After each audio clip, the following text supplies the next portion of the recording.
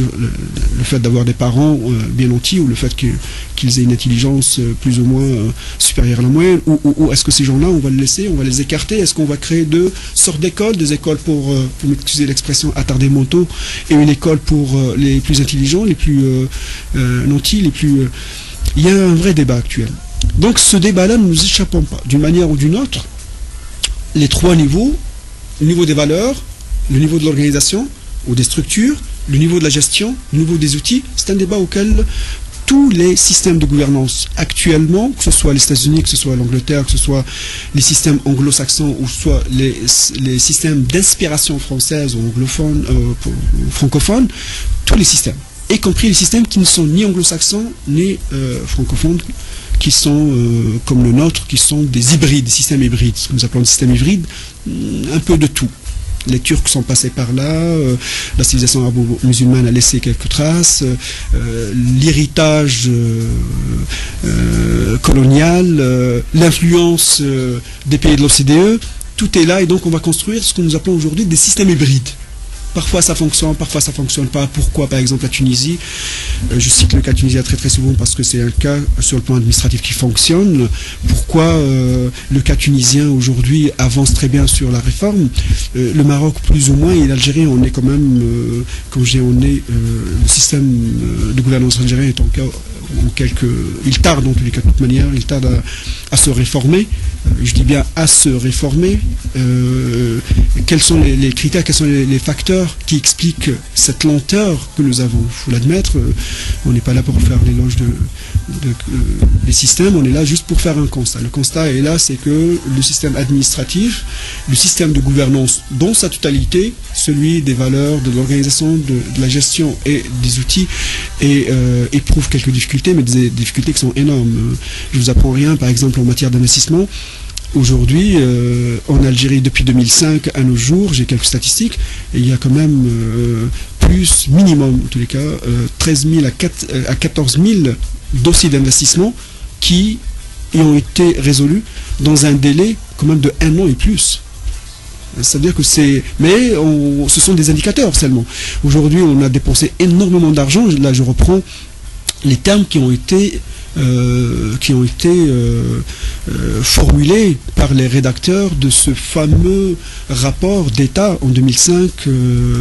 Il y a eu un rapport, la constitution d'un comité. C'est un comité de réforme des structures de l'État algérien, toutes les structures de l'État algérien, et ce comité a rendu un rapport en 2007.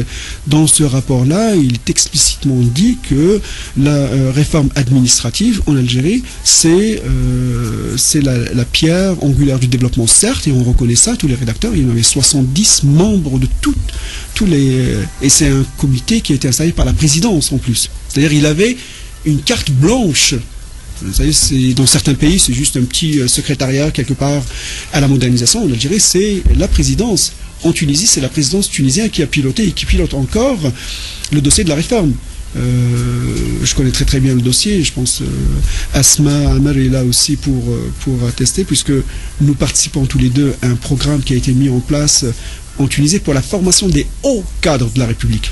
On arrive jusqu'à la formation que des hauts cadres de la République se déplacent. Un institut créé spécialement pour eux, avec des formateurs qui sont sélectionnés au bout des doigts, qui apprend, on va dire ça entre parenthèses, qui partage avec les hauts cadres sur tous les dossiers sécuritaires, les dossiers de l'économie, les dossiers de l'administration générale, les dossiers des TI, des technologies de l'information et des communications, de tous les...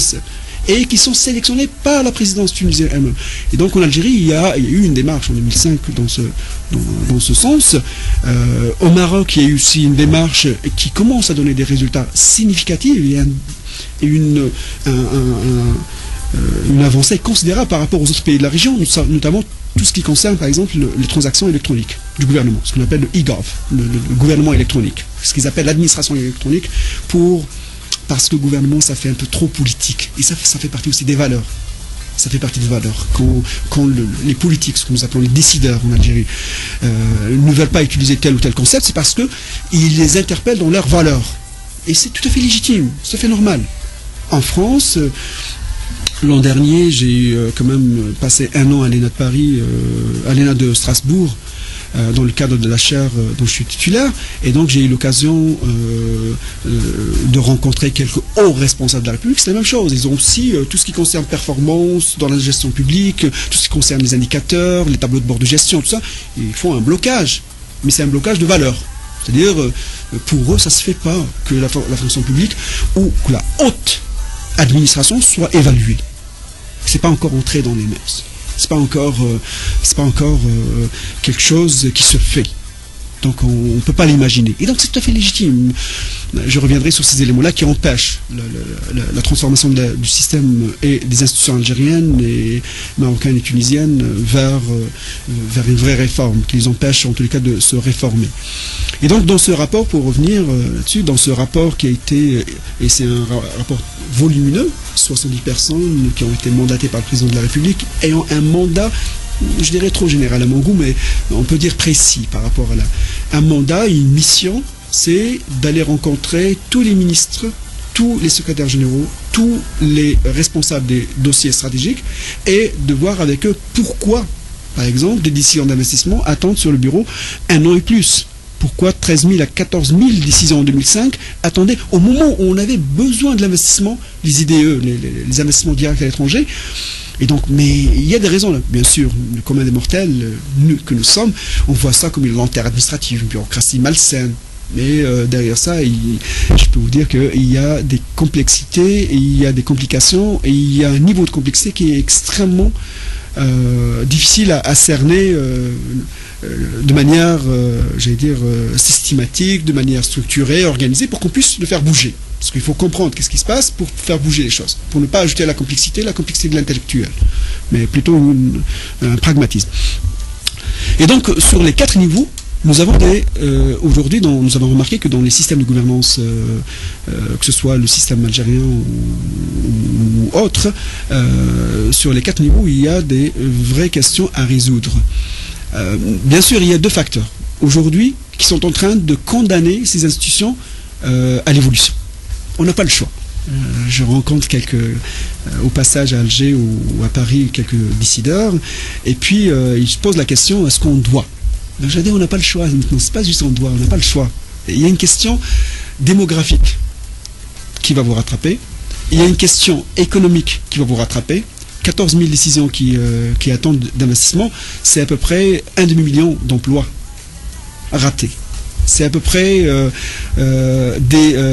quelques milliards d'économies réalisées. Quelques milliards de dollars, je parle ici, US.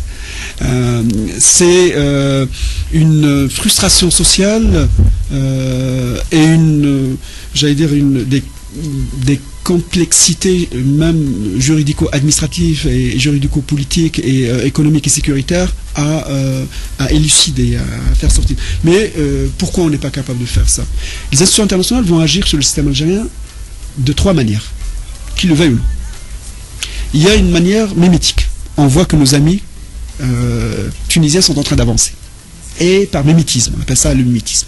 Je vais faire comme Beria parce que dans sa façon de faire les choses, elle progresse bien. Donc je vais faire comme elle. On appelle ça un système mimétique. Donc de toute manière, je dirais pas chauvin que nous sommes, mais par jalousie peut-être aussi collective, par imaginaire. On va le faire. On va finir un jour ou l'autre par dire on va le faire et encore mieux. Donc il y a ce mimétisme-là qui a fonctionné, super bien fonctionné dans les pays de l'OCDE. La France a fait comme le Canada a fait comme l'Australie a fait comme la Nouvelle-Zélande n'avait pas le choix. La Nouvelle-Zélande, c'était la crise, c'était on va réformer le système ou on va déposer les clés. C'est-à-dire il y avait la banqueroute, il y avait le risque de faillite. Bien sûr on est loin, hein.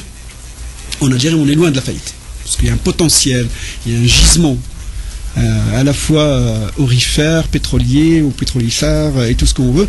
On dit la mondialisation c'est pas pour demain, la banqueroute c'est pas pour demain, et on va reculer les choses. Mais un jour ou l'autre, les institutions internationales, par le nombre de traités, par le nombre d'accords bilatéraux et multilatéraux, on va se normaliser. Ça c'est la deuxième processus. On ne va pas juste imiter ce qui fonctionne, mais en plus de ça, on va peut-être essayer de